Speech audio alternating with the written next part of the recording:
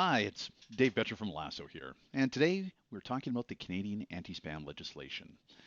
For those of us involved in email marketing, 2017 really seemed like an eternity away, and I remember delivering a presentation very similar to this one in May of 2014, just thinking how much time we had to be compliant with this new legislation that was introduced in Canada. And really since then, the hype of the legislation has really lessened. And for the most part, businesses like ours and yours have carried on as usual. And hopefully we made some tweaks to our website back in 2014 just to start to think about being compliant. But if you haven't already done so, it's really time to look at your processes again and ensure that you are complying with the legislation.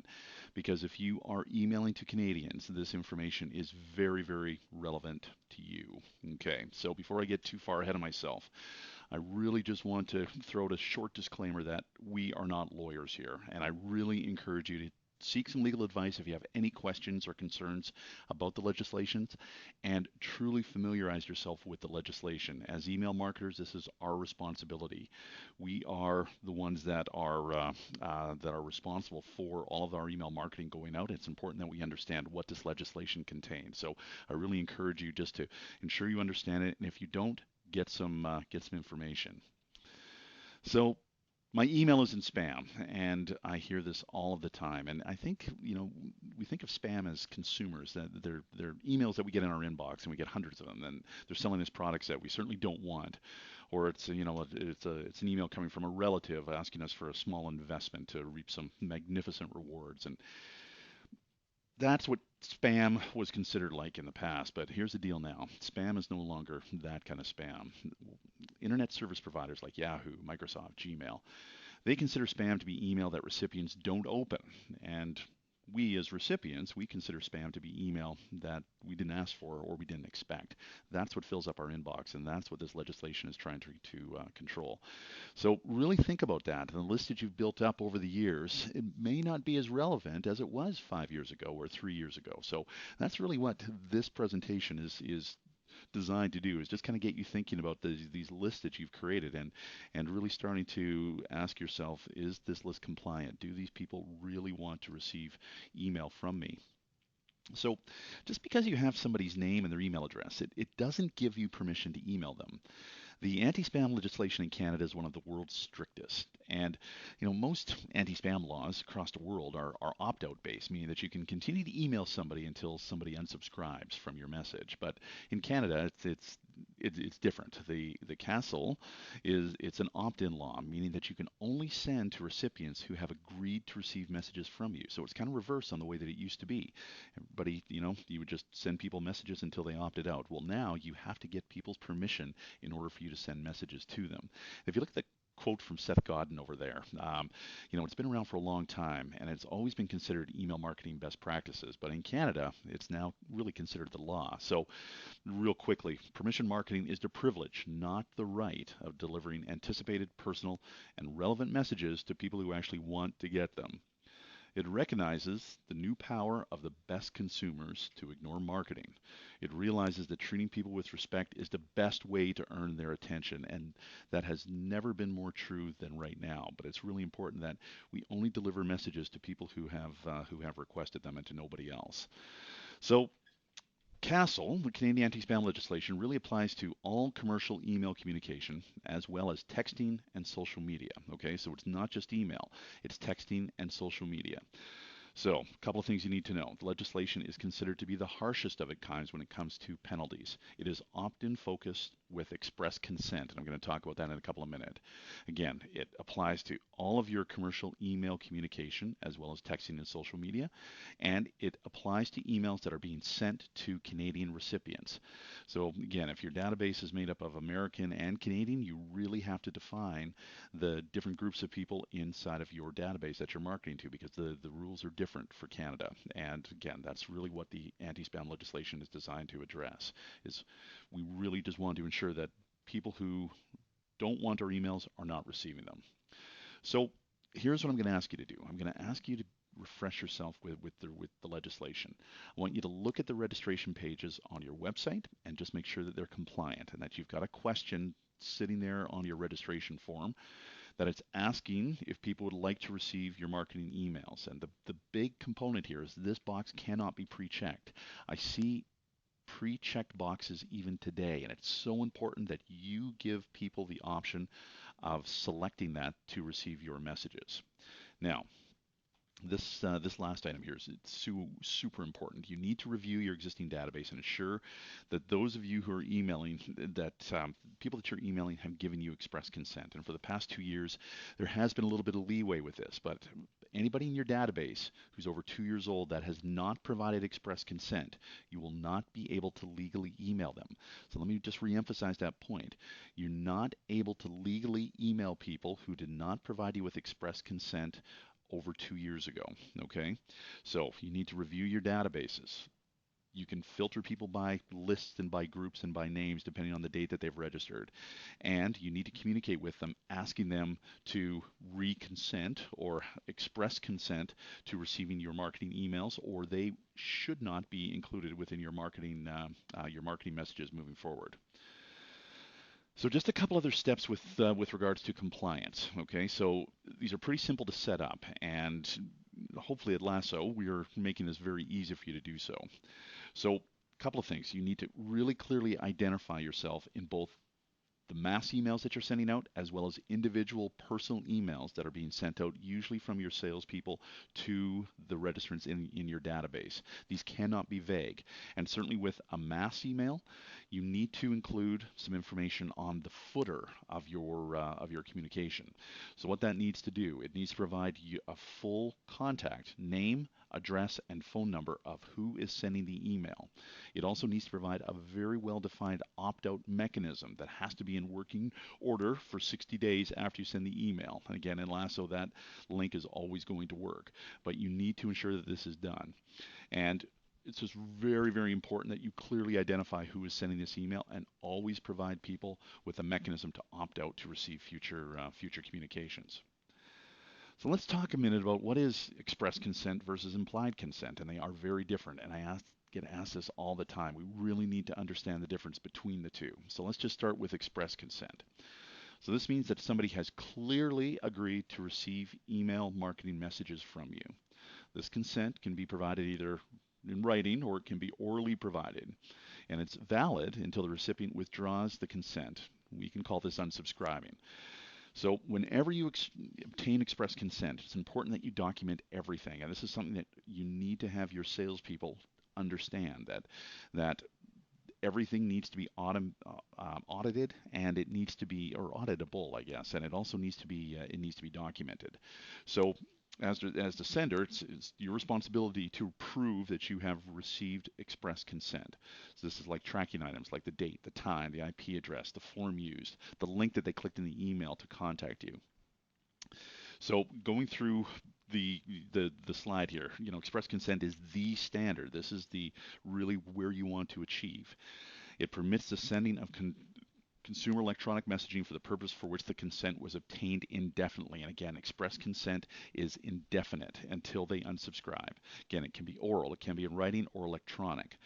So the CRTC has indicated that a person given express consent must take some positive action to do so, i.e. checking a box on your registration form. So they must have a clear understanding of what they are opting into. So it just can't be click here to receive an email. They must understand what they are subscribing to.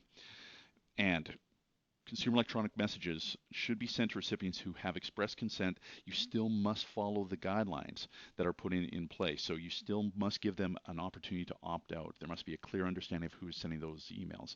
So express consent is where we want to get to. But there's also implied consent, and this is a little bit more on the ambiguous side because it's a little bit more subjective and kind of say, do people fit into a certain scenario or not? But there are some time limitations with implied consent versus express consent. So implied consent, really it's implied by virtue of any number of different scenarios, including the sender and the recipient usually having an existing business relationship or an existing non-business relationship. And how's that for vague? But implied consent, unlike its cousin express consent, which we just talked about, this is not indefinite. And in most cases, implied consent gives you permission to communicate with somebody for 2 years. If they purchase from you, it's 2 years. But if there hasn't been any communication back from that person within 6 months, they are not consented to receive your messages. And it's critical to develop a means to track the currency of all these relationships in which this implied consent is based. So again, let's just look at that again. Implied consent is not indefinite. If you've had a business relationship with somebody, you have a 2-year window to communicate, and then you have to have them resubscribe. If they haven't communicated back with you, you have 6 months. So if they haven't had any inquiries in those 6 months, so really tracking when people register with you, are you communicating with them? Are you getting express consent rather than implied consent? These are some things that we're really going to have to consider. So July 1st, 2017. All implied consents, you have to have an expiry date on them. You need to be able to generate lists of people that have provided an implied consent to you. And number two, the big one, individuals can now sue companies that send spam, okay? So we've been given 3 years to clean up our database, to make sure that we're compliant with our registration forms, to make sure that we have a valid opt-out link on all of our emails. Because after July 1st, 2017, people can now start to sue companies that do not, that they view as spammers, and it's starting to happen now. So what can we do to ensure that we're being compliant? So for your online registrations, these are the people that are registering on your website to receive more information. Update the website registration pages. Make sure that you have a valid opt-in link an opt-in checkbox that is not pre-filled out for the registrant. So important. Okay. Replace the auto reply that you currently have with an opt-in email, and hopefully it was created through Lasso. If it isn't, just make sure that you have a mechanism that people can double opt in to receive your messages. So when somebody receives an auto reply email from you, it's not just talking about your community or your development, it's also giving them the opportunity to opt in or have express consent. Okay? Ask them to confirm their interest. That's the big one. And give them that opportunity to express consent with you. That takes away the time frame for them to expire. And also, the thank you page redirect that comes up after somebody registers. This is not the thank you email. It's the redirect page happens after somebody registers. You should probably ask people in there to take some action when they receive the auto reply email. So tell them that they will be receiving an auto reply email, and in that auto reply email, ask them to make sure that they have opted in to continue to receive your messages. Now, for your walk-in registrations, these are people that have not registered on your website, but they have walked in and met you in person. The registration card that you are collecting, you must have a checkbox there. So very similar to your registration form online, if you're asking people to fill in a guest registration card, you must have a disclaimer with the ability for them to acknowledge that they understand that this is giving you consent to market to them. Now, we're also seeing a lot of communities and developments have iPad registration forms now, which are a lot easier to track electronically that somebody is consenting. So if you do have that, again, just make sure that there's a box there that people can check off after they've filled in their name and their email address. Once they hit submit, that they have agreed to express consent. Now, also let people know that they will receive an email in their inbox confirming their interest. So important to not just acknowledge that people have registered, but also with a nice call to action to get their express consent. And then if somebody verbally asks information to be sent to them, it's so important, it's crucial that you record this information in typically the notes within the CRM that you're using. Hopefully that's Lasso. And this note will provide a record of express consent. So you've got a couple of different options here, right? But most likely it's going to be a checkbox on a registration form or a checkbox on a registration page online, and that is going to provide you with the ability to communicate with people on an ongoing basis. There won't be an implied consent where you only have a 6-month window. Now, what about this existing database that you have? And this is the tricky one. So review your existing database, and especially those people who have been in your database for longer than 2 years that you haven't already received express consent. In order for you to continue to send them email, you must get their express consent. So you'll need to create an opt-in email requesting them to opt in to receive future communications. And if they don't, you cannot communicate with them. That's the big one. Okay, so in order to continue emailing prospects that are older than 2 years old, they must give you express consent. So again, it's more than likely you're just going to be creating an email inside of Lasso, and within that email you will give somebody the ability to opt in to receive your future communications.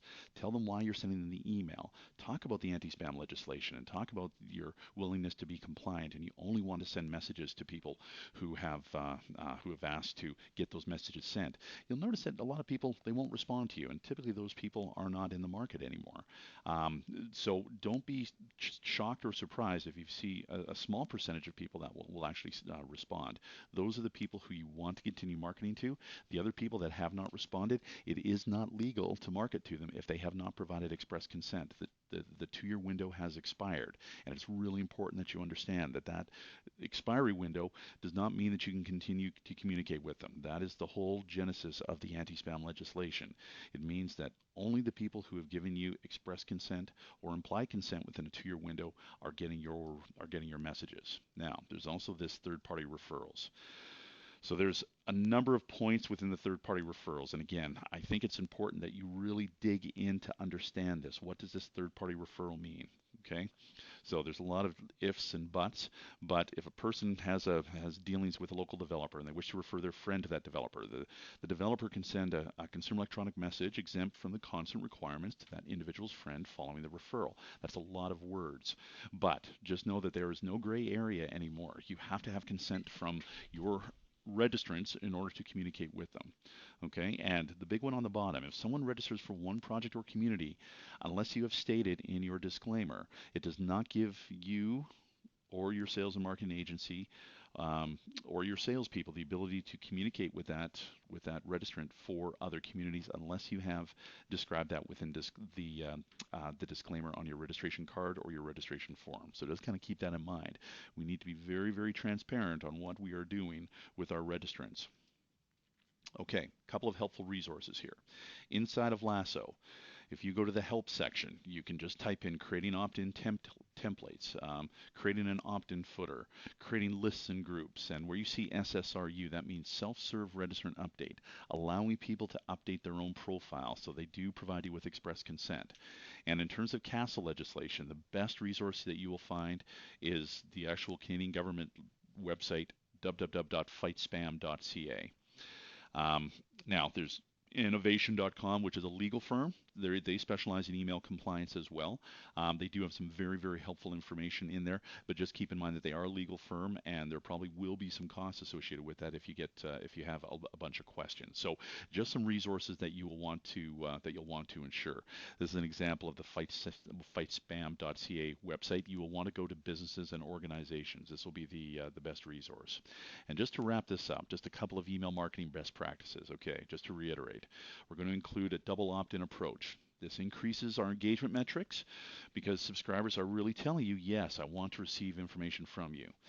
Keep that opt-out message simple and so conspicuous in the email. Don't make it the entire email, but really just ensure that people understand that if they don't want to receive messages anymore, all they need to do is click on this link and that will take them off a list.